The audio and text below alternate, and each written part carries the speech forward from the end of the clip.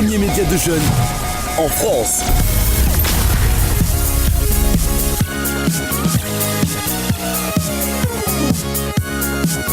Tout se passe sur radiovl.fr.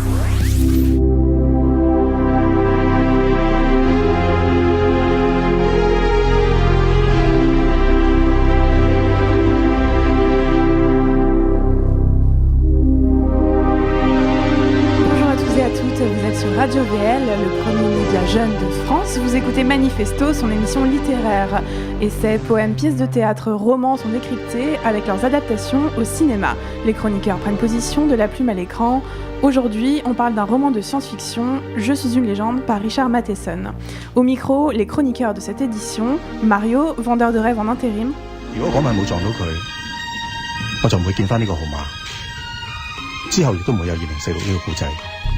Alors, moi je vais vous parler du détournement des codes traditionnels du vampirisme.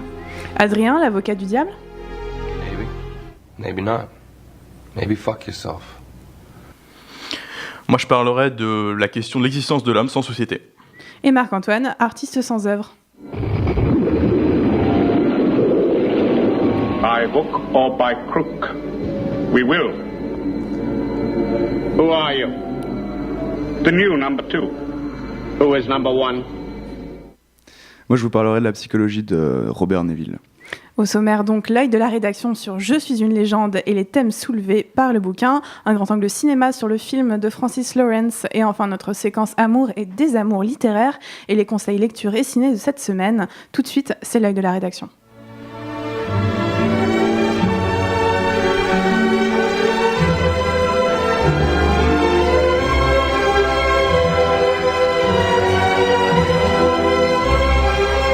Je suis une légende de Richard Matheson. C'est l'histoire du dernier homme sur Terre, Robert Neville de son nom, et l'ultime survivant d'une pandémie contre laquelle il est immunisé. Toutes les autres créatures infectées ont été transformées en créatures cannibales qui ne peuvent pas s'exposer au soleil.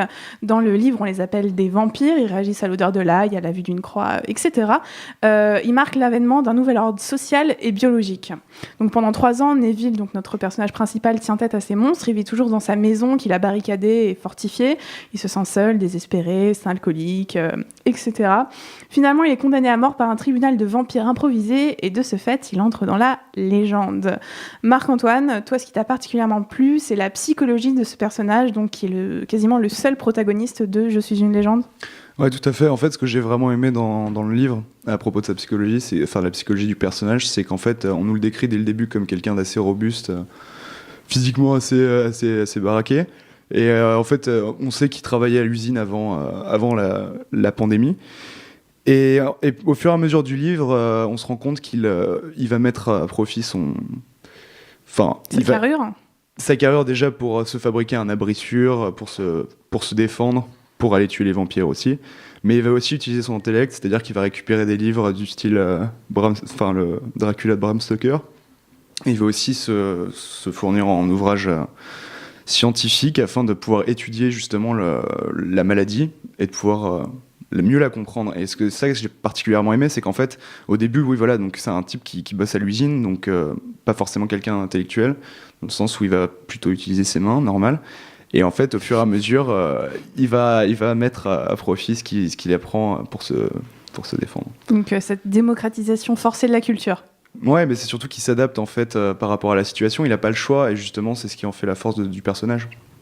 Il y a aussi quelque chose d'assez typique dans le style de Matheson, c'est un détournement des codes classiques de l'horreur, ce qui le rend assez marrant, Mario. Ouais, c'est ça vraiment qui m'a vraiment plu. J'ai trouvé ça assez brillant en fait. Et du coup, brillant est un grand mot dans la bouche de Mario. Non, c'est pas un grand mot, je peux le dire un peu à toutes les sauces. Mais là, c'était vraiment bien fait. Donc, il a repris donc tous les codes vraiment classiques du vampirisme, donc comme l'a un peu rappelé Marc-Antoine. Mais sauf qu'il leur a donné des causes rationnelles et scientifiques. Donc, à travers le personnage de Richard Neville qui fait ses recherches. Alors, par exemple, l'ail. Donc l'ail. Les vampires n'aiment pas l'ail. Non. Et donc ça c'est dans la mythologie et alors il parvient à nous démontrer pourquoi, donc à cause d'un germe en fait qui rend les humains vampires, donc qui est le bacille et qui est détruit par l'ail. Donc voilà une explication scientifique, première explication scientifique en tout cas. Et il y a aussi des explications psychologiques à cette maladie. C'est ça. Robert Neville va aussi faire des recherches dans des bouquins de psychologie. Et alors là encore, nouvelles réponses qui peuvent paraître un petit peu comme ça, un peu bizarres de premier abord, mais qui finalement marchent. Pour la peur de la croix des vampires, par exemple, il a expliqué ça par le fait que les hommes auraient été un peu dégoûtés de Dieu, parce qu'il aurait appelé Dieu de leur leur vœu. aide. Voilà, il aurait appelé l'aide de Dieu avant, au moment du début de l'épidémie, chose qui n'est pas arrivée. Dieu ne les a pas aidés, donc ils ont fini par mourir. Et en fait, en reprenant conscience dans leur folie, ils se sont mis à détester Dieu et à presque à le rejeter en bloc, et c'est pour ça qu'il rejette la croix et qu'il ne supporte pas sa vue. D'ailleurs, il ne rejette pas que la croix. Non, il rejette pas la croix. Ça dépend donc de la religion du mec atteint. Par exemple, Ben Cortman, qui est donc le voisin de Richard Neville, lui ne supporte pas la Torah, par exemple, parce qu'il est juif. Pas besoin d'être juif pour pas aimer la Torah. Oh putain, c'était la remarque du soir. On est sur Manifesto. Prends position. Je retire. Voilà, Manifesto prend position. Donc, Adrien, justement, j'ai peur de te donner la parole. Bon, pour toi, c'est quand même un livre qui reste assez attendu. Ouais, il y a pas de quoi avoir peur que je parle, mais ouais, c'est bien moins exceptionnel que... Enfin, mon avis est moins bien exceptionnel que celui de Marc-Antoine et Mario. Ok, il joue sur les codes de l'horreur, c'est cool. Ok, l'univers et la psychologie du personnage sont intéressants, mais en vrai, c'est quand même super attendu. C'est-à-dire... La majorité des événements en eux-mêmes, ils sont cool. Donc la Société des vampires, moi je trouve ça intéressant. La jonction jour-nuit, donc il peut sortir, il peut pas sortir, je trouvais ça intéressant aussi. Mais en fait, c'est un peu comme être dans un train. C'est-à-dire, on attend les stations là où il s'arrête sur une idée intéressante, et entre les stations, il y a 20 bonnes minutes là où on se fait chier parce que il y a rien entre les deux. Du coup, moi je suis très déçu quoi, parce que je m'attendais vraiment à un truc cool, et en fait, il y a que quelques idées sporadiques, et en fait, je pense qu'avec quelques étincelles isolées, on fait pas un feu quoi. Donc toi, tu penses que c'est pas un livre d'ambiance ? D'une certaine mesure, si, mais c'est pas vraiment son argument principal, je pense. Mais moi, je pense qu'il nous garde vraiment bien tout le temps dans l'histoire, justement, qu'il n'y a pas 20 minutes, justement, où on n'en a plus rien à faire du livre. C'est parce que aussi, c'est grâce un peu à la façon dont il fait réagir Robert Neville. Et à travers son style, en fait, on a un côté un peu schizophrène de Robert Neville qui est tout le temps en plein questionnement. Ça peut être d'un chapitre à l'autre, mais ça peut être aussi d'une phrase à une autre, quoi. Il se fait une réflexion. Et juste après, il va se dire « Mais non, tais-toi, tu dis n'importe quoi !»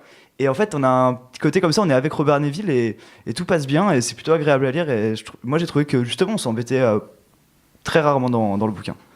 Donc c'est assez simple, mais très rythmé. Je suis assez d'accord avec Mario, ouais, parce que justement, en nous décrivant vraiment de manière presque journalistique, justement, toutes ses habitudes, je veux dire, le fait qu'ils doivent se préparer des pieux pour après aller tuer les vampires, tout ça, je veux dire, le fait qu'ils les observent chaque nuit... je pense que ça permet vraiment de se mettre en position presque de spectateur dans le livre, omniscient, vraiment on est dans l'action, et ouais, effectivement, c'est vrai que parfois il y a des moments où c'est un petit peu saoulant. Moi, ce qui m'a un peu gonflé, c'est surtout les flashbacks avec sa femme et sa fille, parce qu'au final on n'a pas vraiment l'impression qu'il éprouve de l'empathie pour elle. Ce que je veux dire, sa fille par exemple, ils emportent son corps pour le brûler. Il fait une ou deux réflexions, une ou deux remarques à ce propos, mais c'est tout. Sa femme, je pense qu'il regrette plus le fait d'avoir dû la tuer quand elle est revenue pour essayer de boire son sang. Et franchement, moi, c'est ce côté-là. Regrettable. C'est ce côté-là que j'ai trouvé le moins réussi en fait dans le livre, c'est que il n'y a pas vraiment vraiment d'émotion de la part du personnage en fait pour sa famille morte. Ah mais justement, moi je trouve ça cool justement qu'il n'y ait pas d'émotion, puisque tout reste froid, et du coup les quelques idées de génie de l'histoire, donc les vampires, tout ça, la société, je trouvais ça cool, mais je trouve qu'il y a quand même des temps de battement immenses, et pour un film d'ambiance, tu dois faire rentrer le spectateur dans l'histoire, mais t'es pas obligé de faire une histoire chiante pour le faire rentrer dedans. Il y a plein de films, de bouquins d'ambiance qui sont hyper immersifs parce qu'ils ont des idées incroyables qui te font rentrer mais instantanément dedans, et là il y a des battements entre les bonnes idées. Et si t'es pas rentré dedans, t'as l'impression de lire, y a 40 pages de trous, quoi. Et tu les enchaînes en te demandant, ok, ça repart quand ? Et ça repart. Est-ce que vous pensez que c'est le style simple qui en fait quand même un livre assez intemporel ? On a du mal à croire que ça a été écrit dans les années 50 ? Ouais, ça m'a fait un peu penser, dans le même délire, ça m'a fait un peu penser à Fahrenheit 451, en fait. C'est assez accessible. Dans le style ? Ouais, non, pas forcément le bon style, mais je sais pas, tu vois, c'est plutôt la façon de présenter les personnages, la façon d'amener l'histoire. Vous pouvez aussi retrouver notre émission sur Fahrenheit 451 sur Radio VL. Voilà, je faisais un petit lien. Et donc, Toi, le style Mario, ça t'a un peu dérangé parfois? Comme d'habitude. Non, franchement, assez rarement. Oui, Quand même. Je l'ai dit parce qu'on évidemment, on en a parlé un peu et à l'époque, quelques petites métaphores un peu faciles qui m'ont voilà, des fois. Mais franchement, on passe dessus assez rapidement. Le style, je trouve qu'il est plutôt fluide et comme j'ai dit, assez rythmé, assez marrant. Alors, on va passer au grand thème de ce best-seller et vous l'avez deviné, on va vous parler de solitude. C'est tout de suite après une pause musicale. On écoute Minor Swing de Django Reinhardt et Stéphane Grappelli.